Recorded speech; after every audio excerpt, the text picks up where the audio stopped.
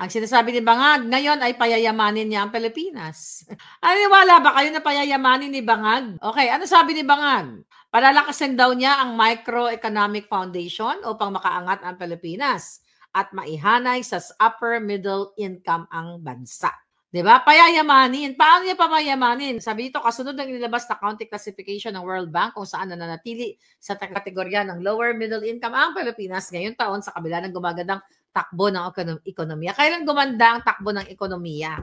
Ipagpapatuloy daw ng gobyerno ang reforma ng infrastructure, education, digitalization upang makaahon ang Pilipinas sa kasalukuyang kategorya.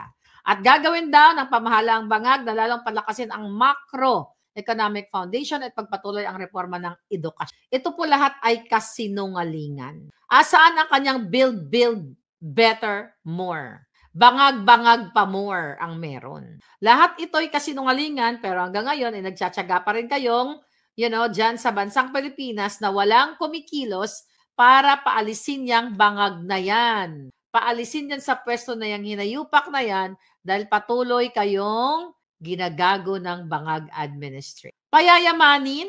Really? Paano kayo payayamanin? Ano pa sabi ni Bangag? Nangako na naman na ang 20 pesos daw na bigas ay tuloy-tuloy. Oh my goodness. 20 pesos na bigas, meron na. Programa ng oh my God. Hindi na ba kayo nagsasawa sa sinasabi nitong hinayupak na Bangag Alpotera na ito? Team Alpotera din to eh.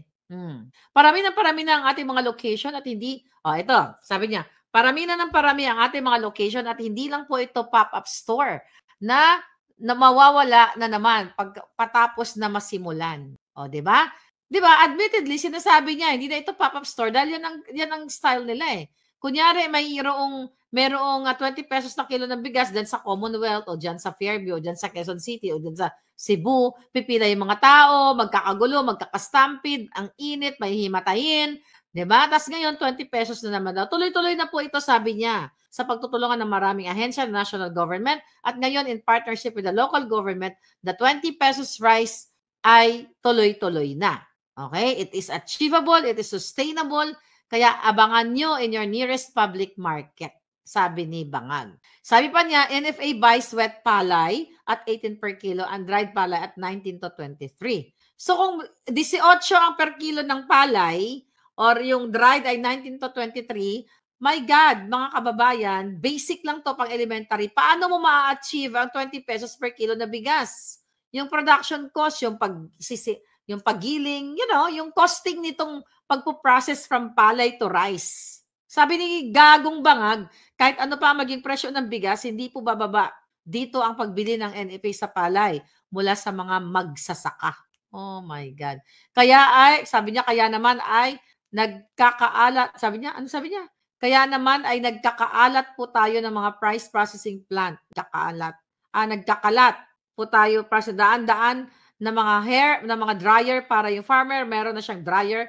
Mamimili na siya kung saan niya dadalhin yung tuyo na niyang palay. Kaya hindi siya mapipilitan maipagbili yung kanyang palay kung anumang presyo ang ibinigay sa kanya ng trader. Wala talaga. Bangag na talaga to si Marcos Jr. kung ano na pinagsasabi niya.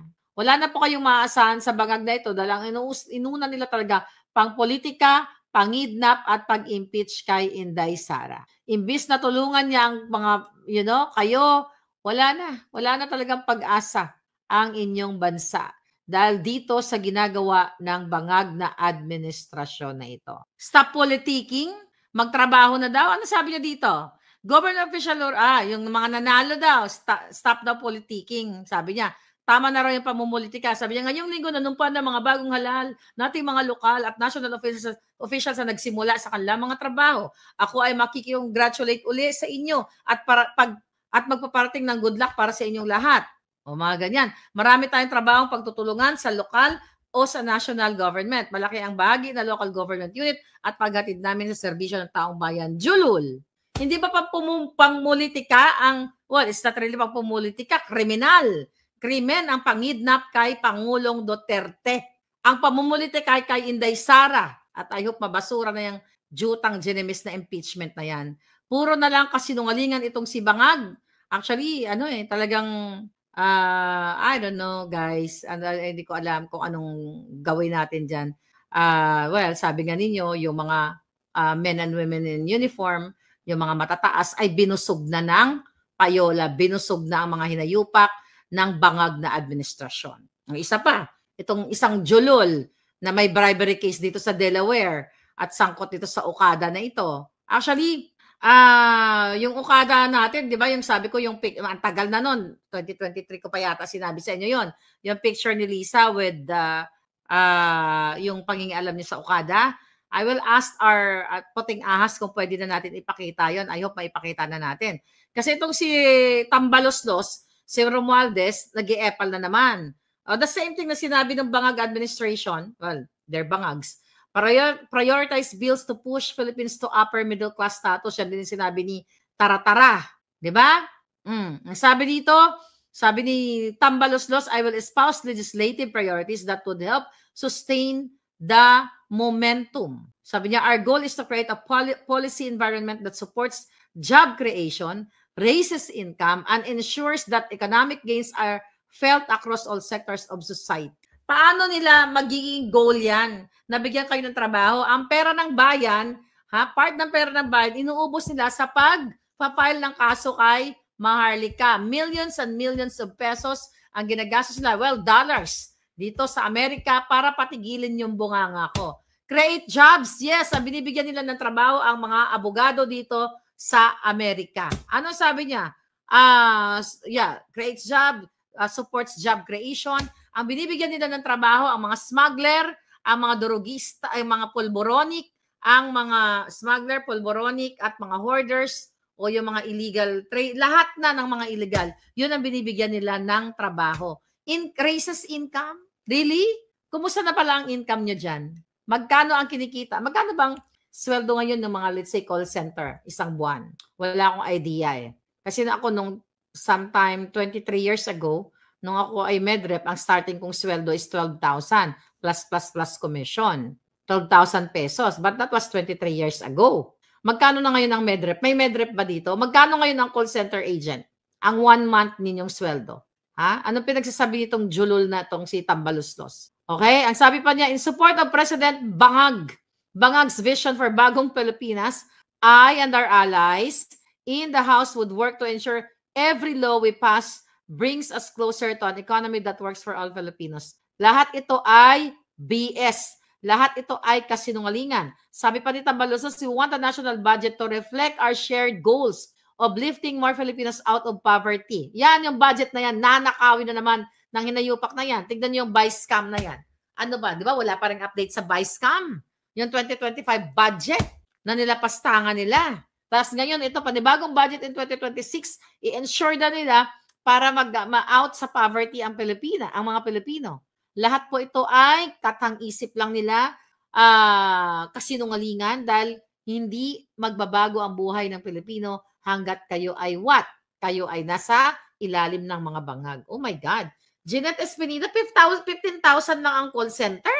That's only, wala pang $300 yan palangga. Totoo ba? May 18K startup na salary sa call center. Imagine mo, 23 years ago. Bakit ko sinabing 23 years ago? Dahil, actually 24 years ago, 24 na anak ko eh.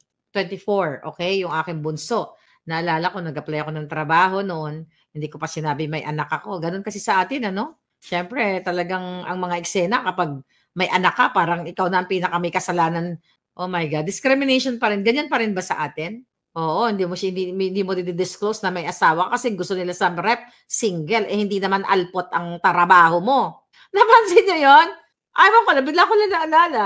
Nung may rep ako, dapat single. Hindi naman alpotera ang a-applyan mo, di ba? Hindi ka naman makipag-alputan doon. Oh, bigla ko na lang yung mga jutang ginimis, pero natanggap naman ako, okay? Kaya nga 12,000 ang sweldo ko, plus.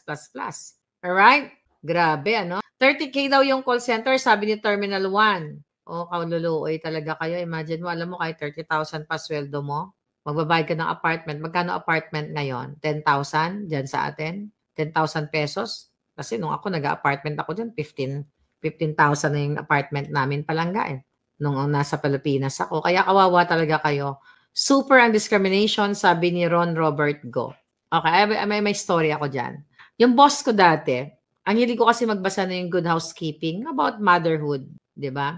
Nakikita ako ng boss ko dati, nagbabasa ako noon about family. Sabi niya sa akin, Claire, sabi niya, you're single, right? Sabi ko, yes. Yes, sir. Sabi ko ng ganon. But, dalang portrayal ko is single sa trabaho, di ba? Or walang anak. Ganon kasi mga kadramahan eh. Bigla ko naalala. Kasi ayaw nila magtanggap ng may anak. Diyos ko, kahit na may anak na ako, ang alindog ko, nag-uumapaw. Hello, lola na nga eh. Di ba, Ron Robert? Grabe ang discrimination sa atin. Sabi ni Amber Boyd, 16K po kapag first time sa call center. Then kapag tenure, like 3 years, 10 years, pwede na po ang sabi how much, 25 to 35K. Alam mo, kaluluoy talaga ang mga palangga. Kawawa talaga kayo dyan. Hanggat bangag ang namumuno, kawawa talaga kayo. Wala akong magawa kasi tinaya ko na rin naman ang buhay ko sa inyo eh. In-expose ko na sila lahat from bribery, smuggling, hoarding, tsuktsakan, addiction. Ako na ang naglabas ng pulboronic video niya. O ano pa gagawin ko? 'Di ba? Kumilos naman kayo. 'Di ba? Dapat i-pressure niyo yung gobyernong 'yan, lalo na yung kay Pangulong Duterte. 25 to 35K, that's so mura palangga. Sabi ni Roland Tiha, single with pleasing personality. Oo nga, laging ganun ang mga hinihingi nila. Ganyan pa rin ba? Sabi ni Mau Pascasio, 25K na starting sa call center, most of the companies here. Yeah, tipid-tipid ka lang. Saan ka titira sa 25,000? Kung single ka, medyo mabubuhay ka niyan. Pero kung may anak ka, saka pupulutin. Si Senator Bato ba nagsulong ng what do you call it, ng death penalty? Ayaw, maipasa yan. Dapat sa bawat 100,000, dapat nga, sa bawat pisong na nakawan nila, gurgur ka agad sila, di ba?